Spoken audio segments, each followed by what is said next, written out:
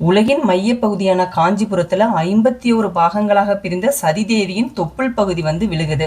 அங்கேயே சிறு பெண்ணாக சிவபெருமான நோக்கி செண்பக மரத்தடியில யோகாசன நிலையில தியானத்துல இருக்காங்க. அதே காலகட்டத்துல பண்டாசூரன்ற அரைக்கும் தன்னோட பயங்கர தவத்தால சிறு பெண்களை குறிப்பிடாம யாராலையும் எனக்கு மரணம் வரக்கூடாதுன்னு வாங்கிய வரத்தால அனைவரையும் பெருமளவுல துன்புறுத்துறான். கிளி வடிவில மறைந்திருந்த தேவர்கள் காமாட்சி அம்மன்ட்ட சொல்றாங்க. உடனே அவன் இருக்கிற இடத்துக்கே போய் அவனை வதம் செய்து தலையை கையில் எடுத்துட்டு காஞ்சிபுரம் வர்றாங்க. இதை பார்த்த தேவர்கள், முனிவர்கள், தெய்வங்கள் என வந்தது யார், சிறு பெண்ணால முடியுமா அப்படின்ற குழப்பத்துல இருக்காங்க. அசிரீரி வழியாக தேவ தட்சணை வைத்து 24 தூண்களால் ஆன காயத்ரி மண்டபம் அமைத்து தீபம் ஏற்றி பசுமாடு வைத்து கண்ணாடி வைத்து தூபம் காட்டி கதவை திறந்தால் நான் யார் என்று தெரியும்னு சொல்லுது.